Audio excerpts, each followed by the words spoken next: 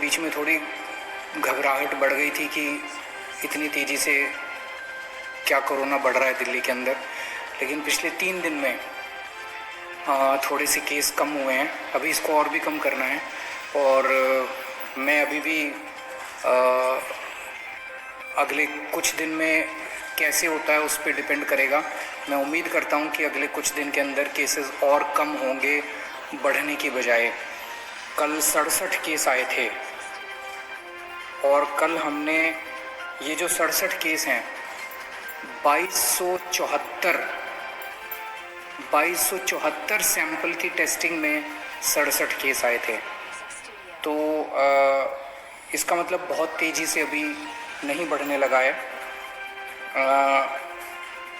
भगवान से प्रार्थना करता हूँ कि आने वाले दिनों के अंदर ये और कम हो ताकि अपने को सबको कोरोना से मुक्ति मिल सके।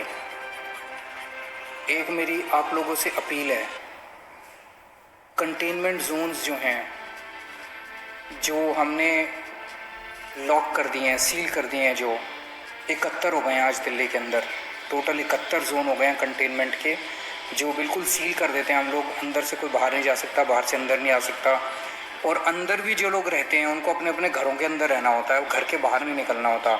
उनकी जो रोज़मर्रा की ज़रूरतें हैं वो हम पूरी कराते हैं। वहाँ पे पुलिस वाले, लोकल प्रशासन बड़ी अच्छा काम कर रहे हैं और वो आपके लिए सारी ज़रूरतें पूरी करते हैं। लेकिन मेरी आप लोगों से विनती है कि कंटेनमेंट जोन्स में बाहर से अंदर और अंदर से बाहर तो हम रोक रहे हैं, लेकिन अंदर लोग सारी कोशिशों के बावजूद कुछ कंटेनमेंट जोन्स के अंदर लोग फिर भी गली में निकल जाते हैं, एक दूसरे के घर चले जाते हैं। अब कल जहांगीरपुरी में एक कंटेनमेंट जोन है, वहाँ पे एक ही कुनबे के 26 लोगों को कोरोना मिला है कल, एक ही परिवार के। तो वो 26 लोग मतलब पास कई सारे उनके मकान थे, तो वो एक दूसरे के घर में जा रहे थे। इस कंटेनमेंट के बावजूद भी एक दूसरे के घर जा रहे थे। तो मेरी आप लोगों से हाथ जोड़ के विनती है, पूरा देश इस टाइम लॉकडाउन में है। कितनी मुसीबतों का हम सब लोग सामना कर रहे हैं, आप भी कर रहे हैं, सब लोग कर रहे हैं। ऐसे में अगर आप अनुशासन नहीं बरतेंगे तो आपको ही तकलीफ होगी। आपकी जान की चिंता है हम लोगों को, आपकी ज़िंदगी की चिंता है हम लोगों को। इसीलिए मैं आप लोगों से अपील कर रहा हूँ। अब बताओ, एक ही परिवार के 26 लोगों को कोरोना हो गया तो अच्छी बात तो नहीं है। मैंने पहले भी कई बार कहा था, आपको कोरोना होगा कि नहीं होगा ये आपके ऊपर निर्भर करता है। अपने को बचा के रखोगे तो कोरोना नहीं होगा, और ढील दे दोगे तो कोई नहीं बचा सकता। और अगर किसी के मन में ये हो ना कि मेरे को तो कोरोना नहीं होगा, ये भूल जाओ।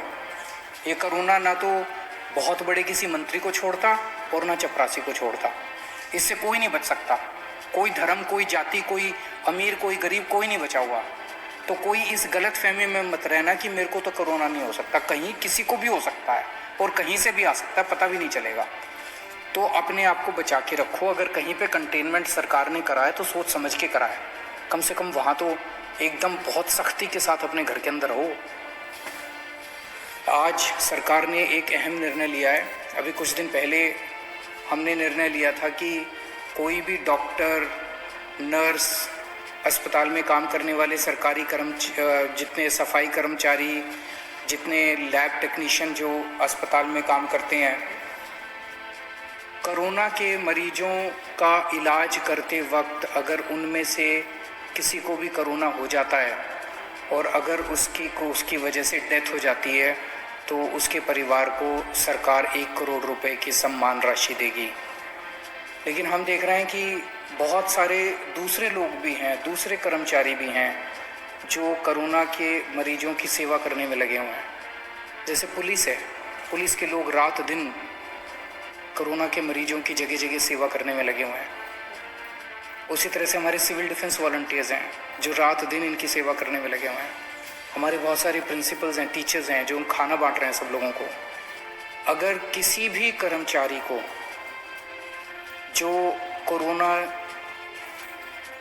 के लोगों की सेवा कर रहे हैं और सेवा करने की वजह से उनको भी कोरोना हो जाता है और कोरोना होने की वजह से उनकी डेथ हो जाती है, तो सभी कर्मचारियों के ऊपर अब ये स्कीम लागू की जा रही है कि मरणोपरांत उनके परिवार को 1 करोड़ रुपए की राशि दी जाएगी। आज एक ऑटो ड्राइवर का फ़ोन आया, बहुत भाव विभोर हो रहा था, गला उसका बिल्कुल भरा हुआ था। मैंने पूछा क्या हुआ? बोला जी मेरे अकाउंट में 5,000 रुपये आ गए। और बोला कि मैं समझ नहीं आ रहा आपका किस शब्दों में शुक्रिया अदा करूं। कहता है कि किसी सरकार ने ड्राइवरों का ख्याल नहीं रखा, इतनी मुसीबत की घड़ी में आपने हमारा ख्याल रखा, आपने हमको याद किया।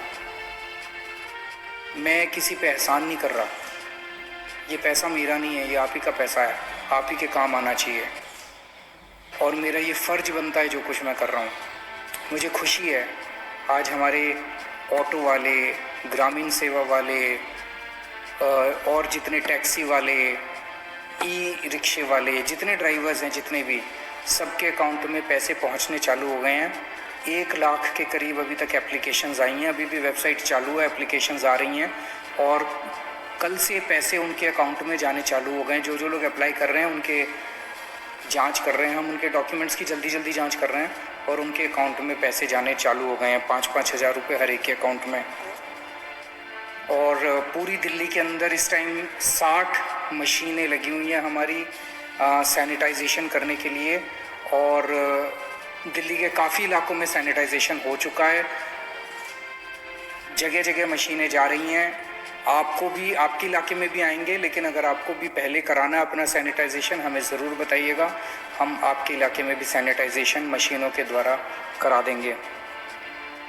दिल्ली में 71 लाख लोगों के राशन कार्ड हैं, सबको राशन मिल चुका है, कंप्लीट हो गया है। 7.5 किलो राशन 71 लाख लोगों को फ्री में मिल चुका है, वो कंप्लीट हो गया है। इसके अलावा बहुत सारे ऐसे गरीब हैं जिनके पास राशन कार्ड नहीं है, उनके लिए हमने कहा था, भाई हमने वेबसाइट खोली थी कि भाई अगर आपके पास राशन कार्ड नहीं है, आप गरीब हैं, आप सरकार से फ्री में राशन लेना चाहते हैं, आप अप्लाई कीजिए। 31 लाख लोगों ने अप्लाई किया अभी तक, उन सबको भी देंगे। उनको बंटना चालू हो गया, स्कूलों के ज़रिए हम राशन बंटवा रहे हैं उनको। 3.5 लाख लोग ऑलरेडी ऐसे लोग राशन उठा चुके हैं जिन लोगों को के पास राशन कार्ड नहीं था। 31 लाख लोगों ने अप्लाई किया, उन सबको भी हम राशन पहुंचा रहे हैं, स्कूलों में राशन बंट रहा है। इन सब चीज़ों के अलावा मैं हमेशा कह रहा हूँ, ये इतनी बड़ी त्रासदी है कि अकेले सरकार कुछ नहीं कर सकती। आप सबका जब तक साथ नहीं होगा हम कुछ नहीं कर पाएंगे। मुझे बहुत खुशी है, मैं सोशल मीडिया पे देख रहा हूँ और इधर उधर से पता चल रहा है, बहुत सारे लोग हमारी भी पार्टी के, दूसरी भी पार्टियों के, समाज सेवी संस्थाओं के अच्छे काम में लगे हुए हैं। कहीं पता चलता है किसी को कि यहाँ कोई भूखा है, यहाँ पे किसी को मेडिकल हेल्प की ज़रूरत है, मैं देखता हूँ कि कोई ना कोई आदमी वहाँ पहुँच